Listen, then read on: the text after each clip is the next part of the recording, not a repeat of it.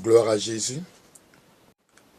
Je voudrais partager une pensée, un message avec toi, tiré dans le livre de Luc, le chapitre 10, du verset 38 au verset 42. Luc chapitre 10, verset 38 au verset 42, je lis la parole. La Bible dit, « Comme Jésus était en chemin avec ses disciples, il entra dans un village et une femme nommée Marthe le reçut dans sa maison. Elle avait une sœur nommée Marie qui, s'étant assise aux pieds du Seigneur, écoutait sa parole.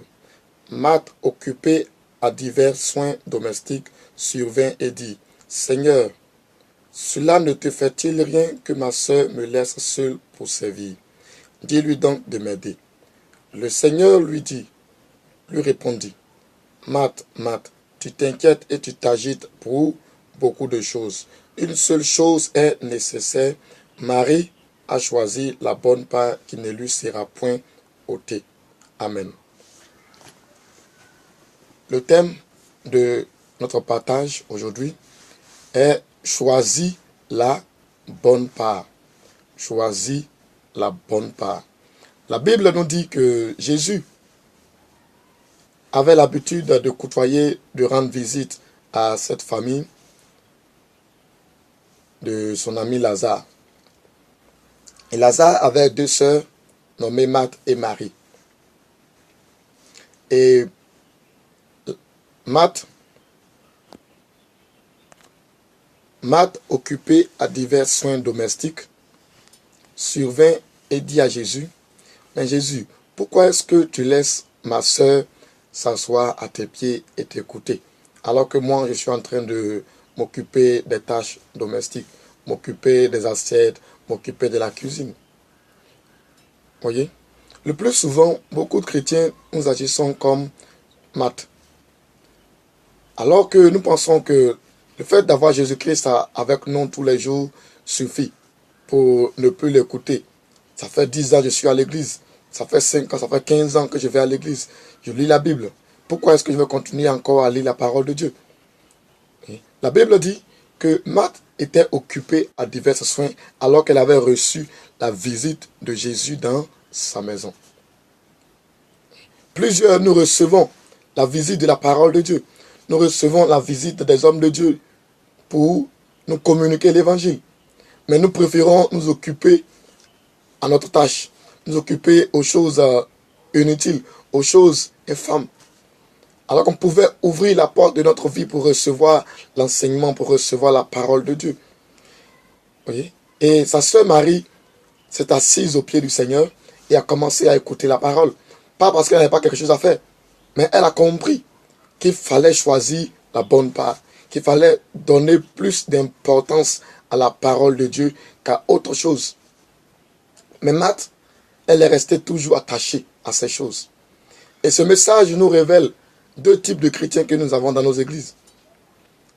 Le premier type de chrétien, c'est le chrétien charnel.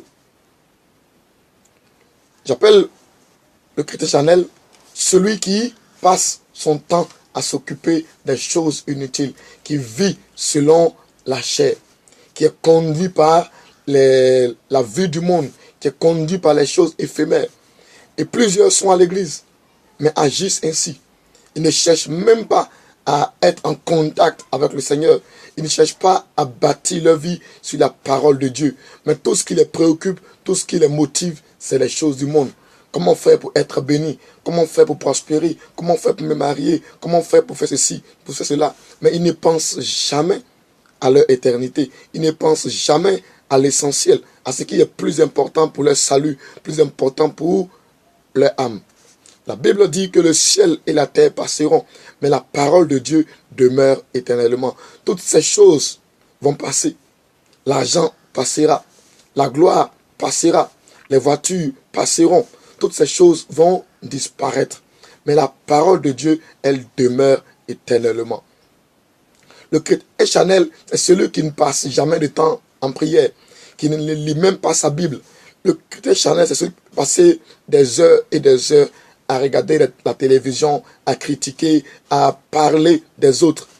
Mais il ne passera pas de temps à chercher Dieu. Il ne passera pas de temps à consacrer sa vie, à rechercher les choses spirituelles, les choses d'en haut. Et plusieurs agissent ainsi. Ils vont aller les dimanches, ils viennent à la maison, ils oublient qu'ils sont chrétiens. C'est seulement le dimanche matin qu'ils retrouvent la Bible. C'est seulement le dimanche matin qu'ils savent qu'ils sont chrétiens.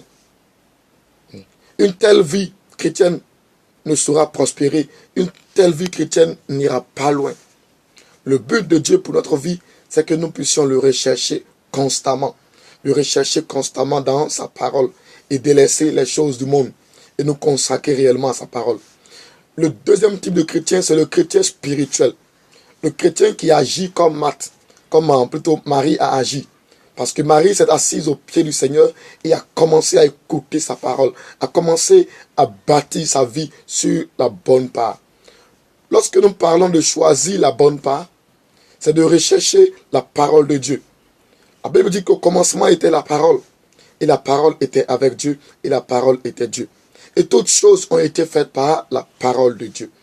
Et la parole de Dieu doit être notre motivation, doit être la source de notre vie de tous les jours.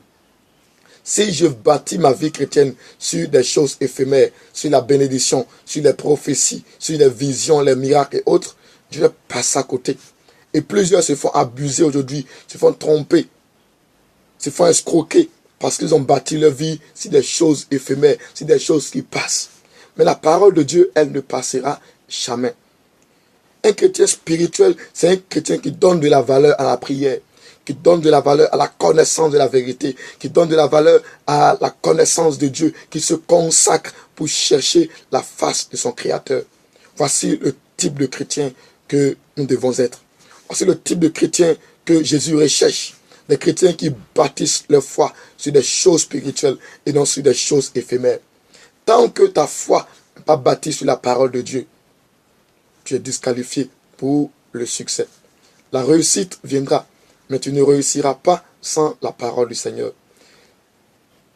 Si, et seulement si, nous désirons réussir notre vie chrétienne, nous désirons arriver à bien terminer, nous désirons aller au ciel, c'est maintenant le temps de bâtir notre vie sur la parole de Dieu.